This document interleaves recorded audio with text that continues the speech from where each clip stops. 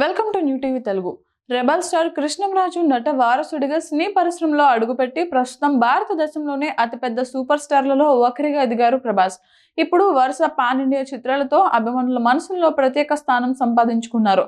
భారీ బడ్జెట్ సినిమాలు, దేశవ్యాప్త విడుదలలు, అంతర్జాతీయ మార్కెట్ను లక్ష్యంగా చేసుకున్న కథలతో ఆయన రేంజ్ మరింత పెరుగుతోంది. సినిమా ఫలితాలతో సంబంధం లేకుండా వందల కోట్ల వసూలు సాధించడం ప్రభాస్ ప్రత్యేకతగా ట్రేడ్ వర్గాలు చెబుతుంటాయి.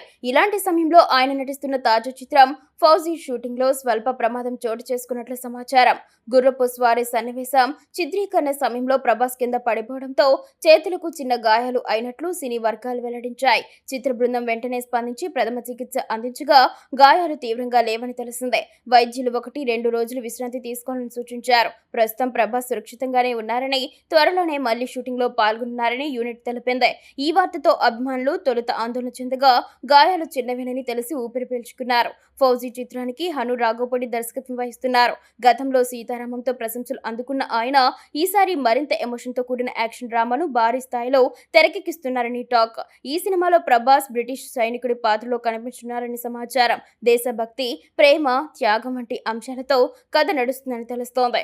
గుర్రపు స్వారీతో కూడిన హై వోల్టేజ్ చేజింగ్ సన్నివేశం సినిమాకే హైలైట్ గా నిలవనుందని, భారీ సెట్స్ మరియు విజువల్ ఎఫెక్ట్స్ తో ఈ సన్నివేశాలు రూపొందిస్తున్నారని చిత్రం నుండి తెలుపుతోంది. ఈ చిత్రంలో ఇమాన్వి ఇస్మాయిల్ హీరోయిన్ గా నటిస్తోంది.